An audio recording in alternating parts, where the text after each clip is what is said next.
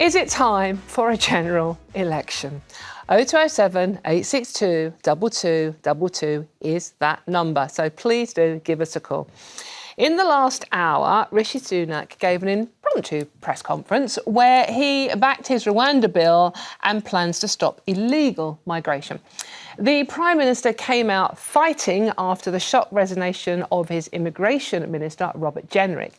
But critics say Sunak's days in Downing Street could be numbered and described his speech as rattled. I think that was the polite way someone put it. Given all the Tory chaos, the resignations, the back and forth over Rwanda, we've actually sent more Home Secretaries there than migrants, haven't we? That's a thought. Is it time for a general election? Now, coming to you first, Dehenna, on this one. As a Tory MP, I mean, you're the expert on this, so it is a bit of a mess, though, isn't it? I don't know about an election. Well, I find myself, whenever election is mentioned at the moment, feeling very much in line with Brenda from Bristol, kind of not another one. It feels like we've had so much politics kind of thrust in our faces over the past few years. But the good thing about me being able to answer this question now is that I'm not actually standing next time, so I feel like I can say it much more freely. You're stepping down, aren't you? Much more openly, I am. So there is no kind of personal interest in me answering this question now. But realistically, I don't think now is the right time. You'd probably expect me to say that. A few reasons. One, if we call one now, we'll be out there knocking on your doors all the way over Christmas, which I'm not sure the British public is necessarily ready for. But two, you know, there's still a lot kind of going on. We're looking at the economy. We're looking at some of the pressures the economy is facing, inflation. We're looking at immigration, which is clearly a hot topic, given, you know, what else we're going to be discussing as part of this today. And the fact of the matter is, the second a general election is called, that is 6 weeks of complete stasis in government. That is 6 weeks where everyone is distracted, doing the door-to-door knocking, all of that kind of politics, and not focusing on actually getting stuff done for the country. So my view is we shouldn't do it now. And also, we'd be really out of cycle. I mean, these things usually happen every kind of 4 to 5 years in May. May is our standard time. I don't know why we'd randomly call one now. Let's look towards May, look at getting back on cycle. And hopefully at that point... What's the latest? They can go to, is it next autumn? The absolute latest date is January 2025. Oh, Lord. Yes. But you'd rather do it before then, so you wouldn't... I think so. I mean, I think there's always an issue, isn't there, as Prime Minister, of kind of the gamble. Do we go earlier because things might get worse, or do we go late and hope that things get better? Or, you know, naturally, I should probably frame it in more positive terms, shouldn't I? No, but the thing is, you're honest. You're one of the few politicians, well, I love working with you, you're one of the few politicians that's actually honest. You do answer questions. Now, coming to you, Andy, now, when you've got the Daily Mail... Sorry. Can I answer the original question? Yes, we want the general election That's not much of a debate, is it? Come on, let me have some preamble here. OK. It's like you've got a Vauxhall Nova from 1982 with no engine, no wheels, no steering wheel, no headlights. Do you think we should get a new car? Do you want to... Yes, we should get a new government. Do it now. We all put up with... That is a really rude way to talk about Keir Starmer.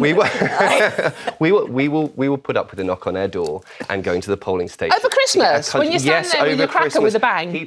People have had enough of this government, of the mistakes, of the madness, of the lying, of the dishonesty, of the sheer ineptitude of these idiots who are supposed to be running our country. We cannot waste any time. May election, just about. But I would very happily have a knock on my door right now if it meant I could get a serious government in place. So if Rishi Sunak, said it was 11 o'clock this morning, he came out and did this little press conference and, you know, a mini reshuffle after another minister went. Seriously, if he said this afternoon that they were calling a general election in 6 weeks' time, you'd be happy? Yes, and I think a lot of people would be happy. We don't have a cycle. And Dehenna, I understand what you're saying about, you know, let's get back to the usual political cycle. We haven't had the usual political cycle for years because we've been replacing unelected leaders with unelected leaders. But we've never elected scraping the bottle of a bin on fire for years. To be fair, we've never elected the Prime Minister. No, we don't actually elect the Prime Minister, we elect the party. I understand that. What I'm saying is that we haven't been electing a party because the party, or that we haven't been electing a government because the government that's been put in place by each incumbent Prime Minister is not one that we've had a chance to inspect their manifesto, to see them debate. It's just been a crowning of one set of politicians after another. Dehenna, I'm coming back to you on this. So, I mean, obviously migration is the one that's triggered this latest mess, I think is a fair word. And the whole Rwanda plan, will it work, won't it work? Robert Jenrick resigned over that because he doesn't think it goes far enough. But what are Labour offering as an alternative? I don't know. I think this is one of my issues, and this isn't me trying to make a partisan point at this point. It really isn't. It's just a lot of the time I think an opposition party has the freedom to criticise and critique without necessarily saying what the alternative would be. I think as we get towards that general election, I will be really interested to see what is in Labour's manifesto, what the specific things are that they will be offering. Because as it stands at the moment, it's the Tories are rubbish, the Tories are rubbish, the Tories are rubbish, and we don't tend to get that much more very clear substance. Which isn't that though traditional politics? Realpolitik does dictate that you shouldn't show your cards too early, that actually we've been in a state of almost pre-election now because of what's been happening in government for such a long time, that people are looking to Keir Starmer and the Labour Party to say this is what our manifesto is. Well, there isn't an election yet, so it's totally natural for him to say, well, I'm not going to give Right, OK, that's interesting. So you think, I mean, this has been triggered by the Rwanda policy, Robert Jenrick resigning, and the latest panic and divide within the Tories. Now, if Labour came out now and said, Rwanda, never going to work, we're not going to do it, doesn't that just give an open goal to the Tory party to say, see, you can't vote for Labour, they want open borders? Exactly. And I would that love to sound have... like it's a good thing with the electorate at the moment. I would love to have a leader who said, these are my... a leader of a party who said, these are my principles, I don't care how they play with the general public and I'm going to stand by them. I think in a Disneyfied version of our political system and our culture right now, that might work. He has to play the game for what it is. We have a largely right-wing press, we have a largely Tory-sympathetic press at the moment, and we have social media that will trend any hashtag that gives some controversy. And so for him as a leader of this party, he has to try and appeal to Middle England. And Middle England is going to get scared if he says, I think, too many of the policies that... But you'd vote for him not knowing what the policy is on immigration? I'll wait for his manifesto. Right. I'm really intrigued by the idea of a kind of Disneyfication of an election. I love the thought of, like, musical numbers. Well, the baddies we and can the always good, cast them. like I mean, Suella Braverman was Cruella de Vil, basically, wasn't she? I mean, she was actually called that in the press. Not me saying that, by the way. Not me. We want the dad from The Lion King as Prime Minister, only not trampled by antelopes. That's... Preferably not trampled by antelopes. No, the antelopes might be a bit tricky, especially in Down. You don't get this on Newsnight, do you? No, you don't. And that's It's what I like high-level about analysis. it. And you don't get this on Newsnight. You don't get anything on Newsnight. Brilliant callers. So let's go to Milton Keynes first and talk to Richard. Good afternoon, Richard. What would you like to say? Right, OK, good morning. Good morning. It's afternoon, actually. It's afternoon. Yeah, right. I'm pretty certain that we should wait for the general election to happen in due course. OK.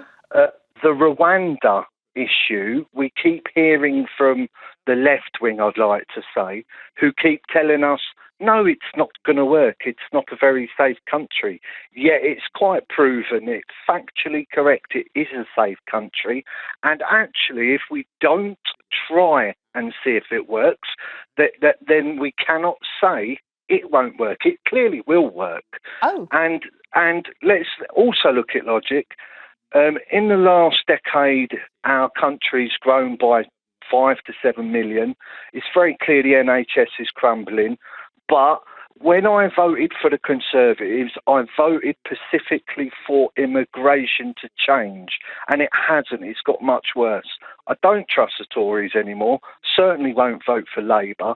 Reform UK clearly have a manifesto that will crush these illegal immigrants and obviously the big massive loopholes with legal migration as well.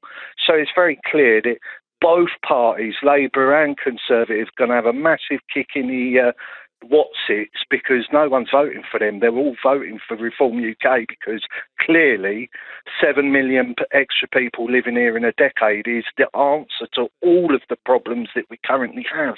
Right, OK, Richard, very strong views there. And I think a lot of people are confused. I mean, the main parties aren't quite what they used to be. But let's actually focus on Rishi Sunak's actual speech a bit more. Sunak said he would stop illegal migration. So let's take a look and a listen at what he did actually say this morning. Go on, let's have a look. Now, I want to finish the job. Right? And finishing the job means getting this legislation on the statute books and getting this scheme up and running. I am determined to see that through because I think this is a top priority for the country. It's a basic matter of fairness, right? And that's what we're about. We're about delivering. I'm not interested in talking. I'm interested in doing things. The actions we've taken already have already made a difference, but we've got to finish the job and I'm going to see this thing through. Dehenna, he actually sounded, that was quite fighting talk by Rishi Sunak standard, wasn't it? Because he is normally quite calm. What did you make of what you heard? It was punchy. And I think on an issue like this, where to anyone watching from the outside, it feels like there's been inaction, frankly. There hasn't been. There's been a lot going on in Parliament, several new laws passed, but obviously court cases take a really long time to come through before we can take action. So I think it's right that he really comes out punching, given that he has made this a real forefront of his core priorities, stop the boats being one of those 5 key priorities that he said he'd push for when he became Prime Minister. Is it going to work? I mean, time will tell. We don't have much time for it to work. But certainly, you know, I need to go away and really look at the legislation, and we're waiting for the report from the Star Chamber soon, the kind of more hardcore kind of Eurosceptic kind of right-wing guys to see what their analysis is. I think my issue, and it goes back to a point I made a little while ago, is kind of there's no alternative being offered. Like, clearly we need to try something to act as a genuine deterrent to those who are coming over to our country to try and make a better life, but not doing so through legal channels. We need a decent deterrent. Rwanda could act as a good deterrent. We've seen small boat crossings down by a third, so clearly something is trickling through into the mindsets of those who are thinking of coming over on boats. I don't know, time will tell, but certainly I think the Prime Minister's definitely in fighting mode, isn't he? Right, but you weren't impressed, Andy, I'm assuming? People need to think very carefully about what we're actually talking about here in practice. If you voted for Brexit because you wanted British sovereignty to come back to this country, that also includes the courts of law. Do you agree with the government being able to overrule our own Supreme Court, not the ECHR, not the European courts or foreign courts? The Supreme Court of our own country has said, we have concerns about this, we believe it breaks the law. The government is currently now wanting to override the court, not just this time, but for perpetuity. For the rest of time in our country, the government will have the power, because of this precedent, to say, we disagree with the courts, we've decided it is legal, even though the Supreme Court has said it isn't. That's what we're playing with now. Whatever you think about Rwanda and immigration, and an issue I know people worry about, that is fundamental. That's a principle we must protect, that the Supreme Court must have its power. OK, let's see how the viewers are thinking about the power of the Supreme Court, Rwanda and Rishi Sunak this morning. Let's go to Rob in Hertfordshire. Good afternoon, Rob. What would you? Should we have a general election now and just cut to the chase and try and sort out the mess we're in? Yeah, I think it's probably time for a general election. However, I've always voted Tory. And Rob, hello. Have we lost Rob? Yes. With Keir Starmer on the switchboard. Rob, I think we've lost you. Sorry about that. Let's go to Dorothy in London. Dorothy, should there be a general election now? Good afternoon, lovely. What would you like to say?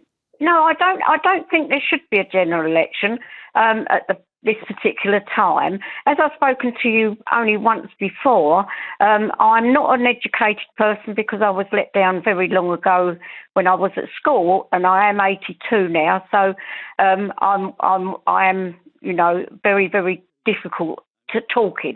So doing a brilliant job, Dorothy. Oh, I'd just like to say that at the moment, our whole country and the whole world is in a terrible, terrible state. I think Mr. Sunak is doing probably, you know, the best out of the two, if you know what I mean.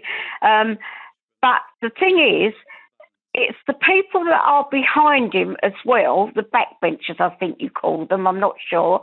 They never seem to all agree. They all seem to be against each other.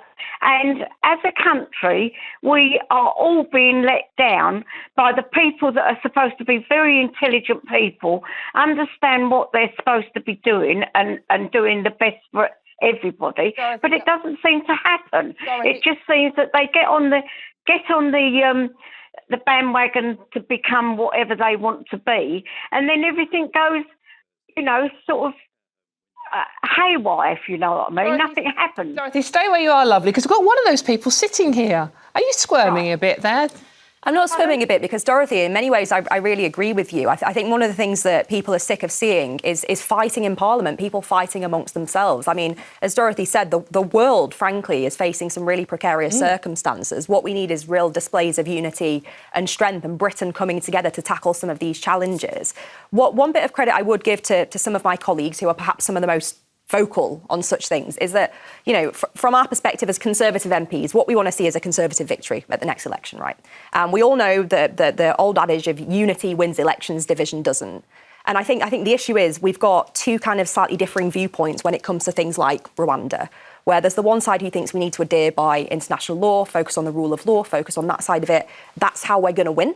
And we've got the other side that thinks, no, the way we're going to win is by being more bolshy, by being bolder. And I think that's where the tension is coming from. It's coming from a good place. We're all united in wanting to win, but it's just differing viewpoints of how we get there. Isn't it? I don't think it's division for division's sake. But, OK, right, I think all time for Dorothy. That was a brilliant call. Always call in. We love you. Right, let's go to Roy in Wolverhampton. Roy, we're running out of time, but what would you like to say? Election now? No, I don't think anybody in their right mind would want to try and run this country at the moment. And they're all full of promises and nothing comes out of it. Rwanda, the railway, and, you know, what we're going to do, we do nothing. And I think if we had an election, we'd end up with a tied government where nobody's in charge and we'd be back to Brexit, no sorting anything out. And, you know, I just feel it's not a good time for anything. I don't know who'd want to run this country now. Are you confused about who you're going to vote for, Roy? I am, yes. I've always been a Labour man, but I really don't believe that Sir Piers can be a Labour man. You don't start off with a peerage. Well, there is that. He's in touch with us all, though, remember. Thank you very much for that call, Roy. Peerage. Roy is fatigued, like many voters are. Yes. I understand why he's fatigued. But the answer to being fatigued and everything being wrong in the world is not stasis. It's not to do nothing. We have to do something. Now. We have to do it now. Yes. You want people knocking on your door at Christmas. Why is people pulling knocking? your I'd love people Christmas to knock cracker on my with door. a bang. I'm a very lonely man. Come and knock on my door. I'll talk to you about parking. Actually, you're not that lonely because it's your wedding anniversary, isn't it, on Christmas Eve? So, wow. Congratulations, yeah. So you can disturb him then. Right, thank you very much, Roy, for that call. We're going to move on now.